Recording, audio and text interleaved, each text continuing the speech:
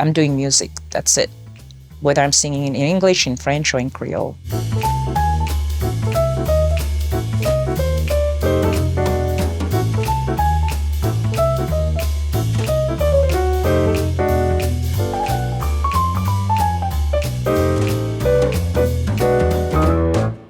Hey, I'm Emma Garlett, and today we're at RAC Arena discussing diversity in music as a part of their Roundtable series. I have Mariae, Boox Kid, and Grace, who will be discussing their experience in the industry, good, bad, ugly, everything in between. Before we begin, I'd like to acknowledge the traditional owners, the Whadjuk Noongar people of Boorloo, which we call Perth, and pay our respects to their elders past, present, and future. Let's meet the panel. Mariae, tell us all about you. I'm 16 years old. I just came out with my debut single March 8, so that was a while ago. But I've been loving the industry, and I'm willing to see where this discussion takes us and where my passion takes me. So that's me. Boox Kid, do you want to go next and explain a bit about who you are and where you come from? Yeah, sure. My name is Boox Kid. My real name is Jared, but I'm an electronic pop artist, producer. Living here in Wyalup near Freo. And have family ties to Wadani Bibbman country, and I'm keen to see what this discussion has to offer. And our last panelist is Grace. Would you like to introduce yourself? Hi, I'm Grace Barbé, and I'm a musician, singer, songwriter, bass player. I'm from the Seychelles Island, and I grew up in Perth, WA. So welcome, and thank you so much for joining me. It's a real honour to be able to have this discussion with you with such an important topic. So the first question is, I would like to ask you all, maybe if you could answer it, how is it being a diverse person in music in Australia and then also in Western Australia? Is there a difference, and how's it been for you? I think for me, I've kind of been doing the music thing for a good 10 or so years, so I've kind of seen different changes over the last few years. But I think here, as an artist, it's pretty accepted at the moment in terms of being an Aboriginal artist. But there's still the little bumps in the road, I guess, and it still feels in WA that to an extent that you have to know certain people and get to a certain tier before things kind of progress. That's kind of a personal view, I guess. But largely, I think, the music community itself is pretty accepting of Aboriginal musicians, particularly coming through. Whether there's an understanding of what we represent, I'm not quite sure yet, but I feel like it's coming along. You mentioned the network, so you feel like it's all about who you know to succeed. I'd be interested to hear about that from your perspective, Grace, as well, because you've got an outstanding career. You've done so much in that space. You've won multiple awards. Have you found that that's the case as well for your work? Oh, absolutely. I mean, I've seen so many changes throughout the last 22 years, I would say, compared to when I first started. And I'm seeing a lot more artists from different diverse backgrounds coming through, which is fantastic. There's a lot more now. And at the beginning of your career, and you release your first EP as well, which is very exciting. Yeah, what's your perspective with diversity and at the start of your career as well? I mean, I've always loved music, and I think I was always scared to put it out because, there's not a lot of Filipinos out there, or there is definitely, but in Australia, there's not really enough that I see, but there's definitely a lot that have been emerging now which have inspired me to do it. And I think diversity is so important. It's so important to tell everyone that, it's okay. Everyone is different. We need to accept that. Yeah. I think that's the most important thing. And you're a role model as well. Like you mentioned, there's not many Filipino people in media here, but we have a lot of a Filipino community. Yes, we do. In Perth, yes. Western Australia, Australia as well. So it's a start of that as well, to show other Filipino people they can do it, and starting that as well. So do you think that, going into sort of the next question, Jared, you're releasing your next EP? Yeah, just released an EP called Reflections, which was dropped about 6 weeks ago. In early April, and it's been coming along really well and received pretty well by a lot of people. And by the way, Jared, I listened to the new single. Oh, did you? It's beautiful. I didn't realize that was you. Thought it was an international artist, and I'm like, and then that was on RTR FM, and the presenter mentioned you, and I'm like, this is it's a great single. Oh, thank you. Just want to say that. Absolutely love it. Thanks so much. Yeah. Thank you. Wasting my time, it's alright. I feel fine, 'cause 'cause I don't. Grace, I just want to ask you as well, your culture and the language which you use for your music is so inspiring and empowering. And I just wanted to hear a bit about your history and your background, and how did it come about that you said, okay, now I'm going to start using my language and multiple languages, in fact, and incorporating that into my music, and how's that been for you? Right. So I'm from the Seychelles Islands, which is situated off the east coast of Africa. So an archipelago of 115 islands, but most of the islands are uninhabited. I've always still been very close to my community, even if I live in Australia, away from the islands. And the great thing was my mother always made sure that we were closely involved in the Perth Seychelles community. So we do have a community here. I was lucky enough for an uncle to invite me to play bass and sing in the Seychelles community band. So the community had a band, which is pretty cute. And that's where I learned to play all the traditional songs. And my mom taught me traditional dances. She used to be a dancer back in the days. It's ingrained in me. It's always been in me. So when I merged out from the community to play with different bands. I played in a reggae band. I played in an East Timorese band. But somehow the tradition has always stayed with me. The roots has always stayed with me. I didn't come to a point in my career where I said, right, now I'm going to explore my tradition or my roots and incorporate that into my music. It's always been in me. It's always been there.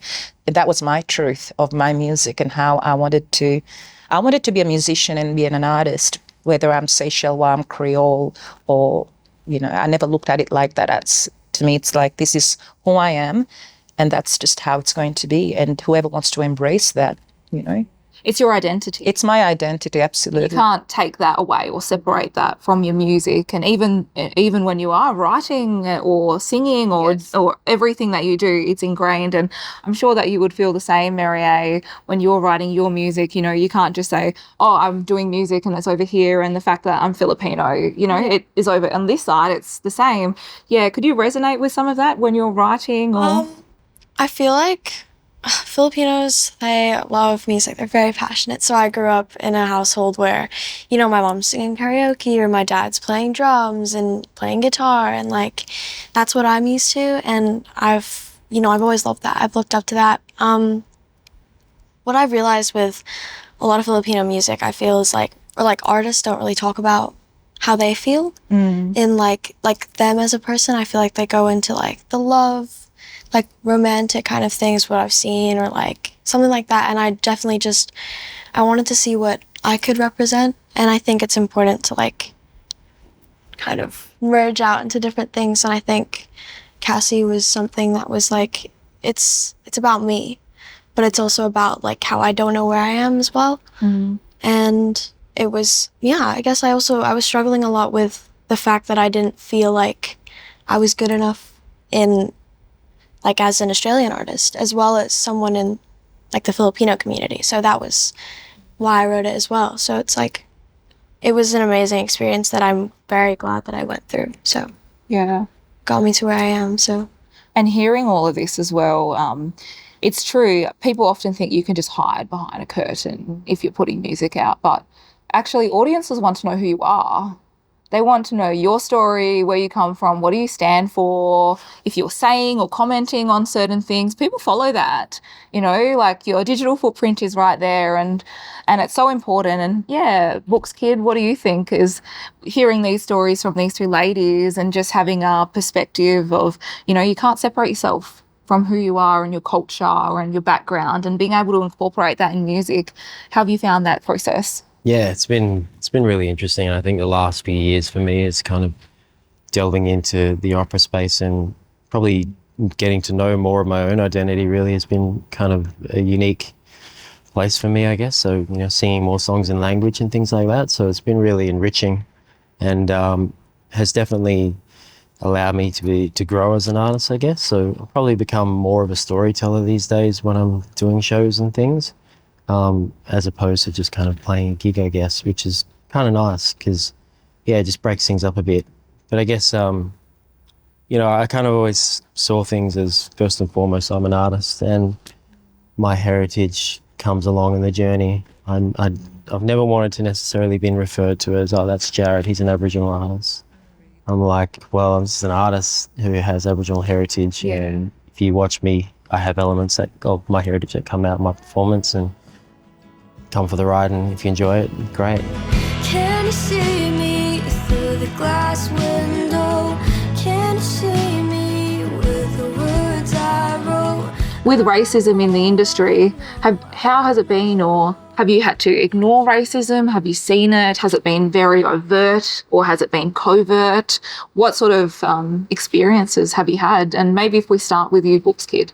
When I talk about that I want to just be an artist who, you know, has Aboriginal heritage, I guess I get sometimes pigeonholed as well. So like I'll get on playlists and things which are a lot of Aboriginal playlists, but then in the same token I'm kind of like, well shit, why am I not on that playlist over there or this one over here? Like, I know I'm actually good enough to be on those, so why am I not being accepted onto those? And I see a lot of other artists who are not Aboriginal and getting on that, and I'm thinking, what's the deal with this?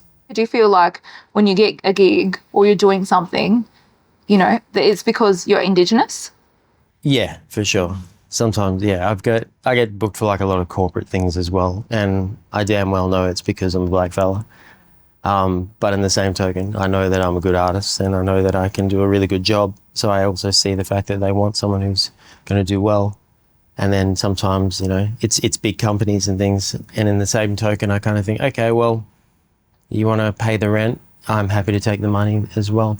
What about you, Mariae? How have you found this industry when it comes to racism and being quite a young person as well at the start of your journey, and now having these discussions and hearing from everyone? How have you found it? I feel like I'm very grateful to never have gone through like such like bullying kind of things, like in person, whether that be like in school or anything. But maybe it's because I'm young and I feel like maybe people are listening to the younger generation now. I don't know.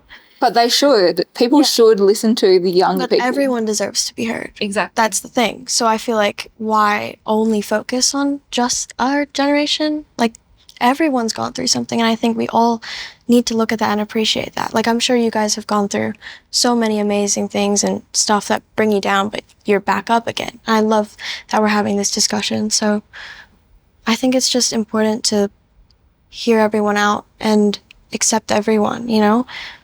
I don't think I've gone through something so horrible, and I think the people that have need to have a voice and someone to look up to. It's really heartwarming to hear that, though, that you haven't had to go through it. Yeah. And I mean, that's great hearing that now in, 2024, where there's maybe not so much racism as there may have been in the past. How about you, Grace? Like, you've been around for a long time, you've done music for a very long time, and you've reached the pinnacle of the profession as well. And you've done so many great things, but I'm sure your experience is very different than hearing Mariae's. So is there any similarities? I would definitely add on to this discussion. I think it's a really important topic to discuss. In terms of racism, one classic example that I will bring up is the whole WAM Awards categories that I've always been in the world music category. I'm just sick of being in that category. But that's the reality of it. It is what it is. It's like, okay, Grace, what do you do with this? I'm very much appreciative of being recognized and receiving the awards. Don't get me wrong. I think it's really important. But I know I'm going to always be stuck in that world music category, and I won't grow out of that. I'm not saying I won't grow out of it, but that's always been the label. And I just can't stand labeling, right? The same, for example, being a woman of color in the music industry. The way I look at it is I'm a musician and artist first and foremost. Then I think of myself as a human being. Then I think of myself as a woman. Then I think of myself as a woman of color. Then I think of myself as a woman of color from the same, there's all these, we don't have to categorize ourselves and box ourselves that way, but that's the reality of things. You go with it, you go with that flow. Embrace it. Otherwise, if you think of it too much, if it's too much negativity, it's going to affect you. It's going to bring you down. So for me, it's like I'm doing music. That's it. Whether I'm singing in English, in French, or in Creole.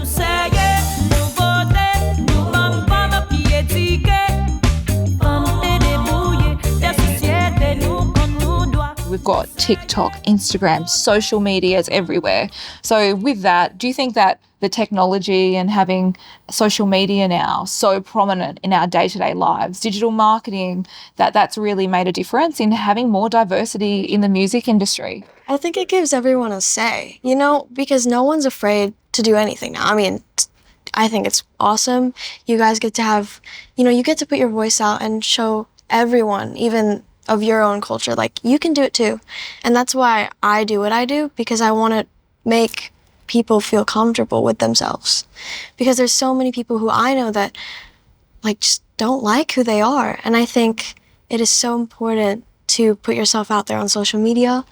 And with my music, I talk a lot about how I feel, and I'm talking to these people who want to feel things too and understand how they feel. And I think social media, whether or not people like posting on it, I think it's wonderful and important, if you're on the right side, of course. When you get comments or when people are trolling you online, do you normally just block or delete them, or do you just write back, or what's your go-to? I'm probably not the greatest example when it comes to social media, because sometimes I'm a bit lazy. But I had a moment like back in 2016 where I posted something. It wasn't as Boox Kid, it was just Jared posting something that occurred at a cafe, and it was something that did go viral.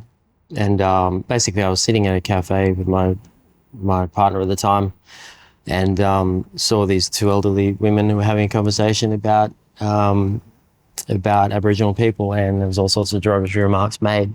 So my partner and I, who were both, my ex-partner at the time, who was also Aboriginal, we were both kind of like thinking, should we stand up and say something? And then I'm like, well, I don't want to necessarily confront them. So I ended up buying them a cup of tea and writing on the receipt compliments of the two Aboriginal people sitting next to you on table 26. Just as an experiment, I took a photo of the receipt and posted it, just so that I'm going to see what happens here. And it like blew up, and had, you know, I was on the project and interviewed by BBC and all these kind of things. And largely, like, the response was really positive. You had people from around the world that were saying to me, like, what you did was amazing. This was a really cool approach to tackling racism. But then internally, from your own country, the shit I copped from people, like direct messages saying, you piece of shit, blah, blah, blah. And that's like, so I guess there was that contrast at that period of time, you know, great response externally from Australia, internally mixed responses.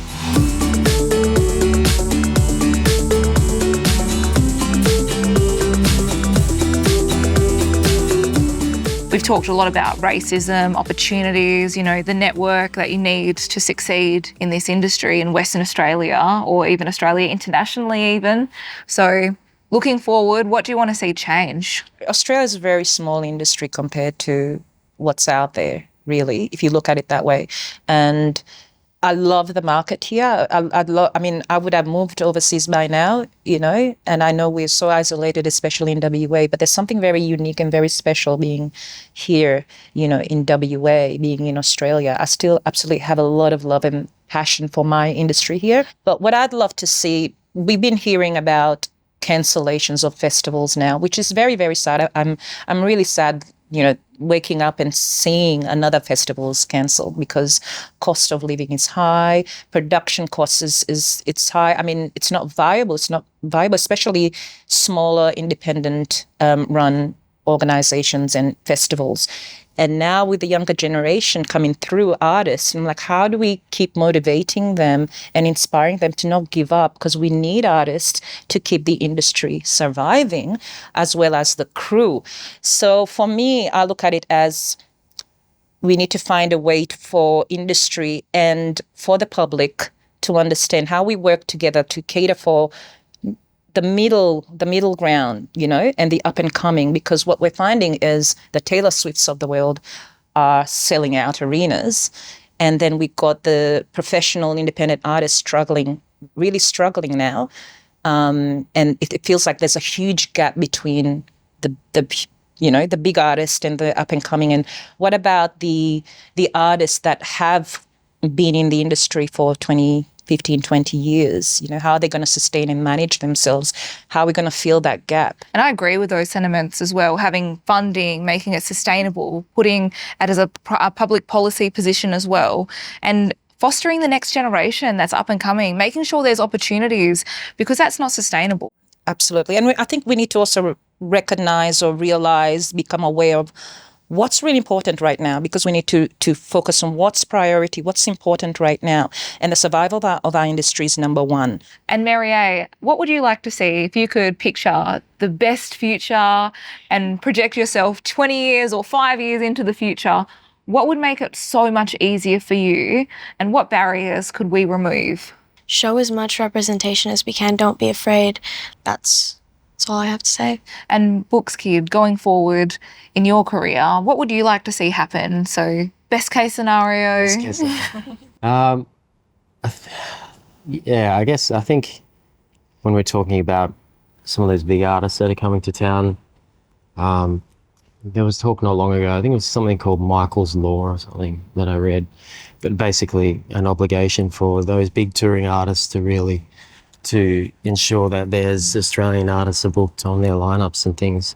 And like a good example is someone like Fred again that came, who does these, you know, spur of the moment shows, and there's something to be said about the just the nature of putting something together super quick. And, you know, he brought artists from New Zealand from his last tour, but people he met along the road. He brought, you know, Rock Riley was a DJ that played who always programs on RTR. So like, I think there's a real opportunity for those big artists coming to really delve deep into the community that they're actually playing in and invest in that. And maybe, you know, looking at how we kind of curate festivals and how we curate shows and things like that. And like I played a little community kind of festival where it was literally on a street a couple of weeks ago. I think people are hungry to kind of engage in music in different ways as well. You still want your bars and things to survive, so it's a delicate balance, I guess. And then, you know, maybe philanthropically, people who are in those big seats earning quite a lot could probably contribute a little more to this kind of scene as well. Yeah. Hearing the role you're saying with artists that come to town and they have their headlining acts and they have the supporting artists, well, even the venues could have a role to play as well. And the venue could say, well, as a part of booking us and our place, we need you to do X, Y, Z. We need you to have a welcome to country. We need you to have multicultural artists on set. We need you to have these opportunities, or maybe make it more sustainable as well. So make sure that the shows maybe are sustainable in their approach and their merch comes from ethical lines as well. So things like that, there's so much opportunity that we can do, and we can make those decisions now. It can happen. Artists, supporting acts, venues, industry, government, they can be leading and charging this change as well. So there's so much opportunity in this space. And I think that the more people come together, like you said, collaborate and actually say, we have a purpose, we want to work together, we want to change the way that the industry's been in the past because we don't like it. We want this to be better for the future generations. We want to make it easier. We want new, fresh voices and to come through. And also, if you don't mind me adding, that artists also have a responsibility, and because times are changing, we're in an era now with technology and everything, it's important for our artists to diversify themselves as well in the way that they do business, music business, in the industry. And, you know, the model that worked back then doesn't necessarily mean it's going to work fully now. But how do you diversify to keep up with the changes and have a realistic view of where you're at in these current times that we're in moving forward? Thank you all so much for the discussion we've had today. We've touched on a lot of really important topics on what the government, the industry, venues and artists can do to change the narrative and make sure that we're working in a future-focused way in the industry, and make sure that we're celebrating the voices of people from diverse backgrounds as well, which is extremely important. So before I let you all go, is there anything else you would like to add, and any concluding remarks that you haven't touched on? I would just like to say that WA has such a really beautiful music industry. I think there's something very special here in WA, and we need to nurture that. Mariae? I don't know. I love WA. This is like everything. I've had so many people being like, are you going to move to the East Coast now? But my heart will always stay here. There's so much talent here, and I would not let any of it go to waste. And final words from you, Boox Kid? Yeah, I think pretty much all the same sentiments. And I think if we can say to people, stream us, find us, look us up, listen to us, come to shows, all those kind of things, because it really does all add up. You know, this is our profession as well, and we love what we do, and we love sharing it, and we want people to hear it. Thank you so much for joining us and having this really important discussion. Appreciate you being here. That concludes the RAC Arena Roundtable discussion on diversity in music. Make sure you like, subscribe and follow all of these amazing artists that we have here today and all the other artists that we have in Western Australia. See you next time. Soli la lune claire, glacée nous sème, donne-nous à la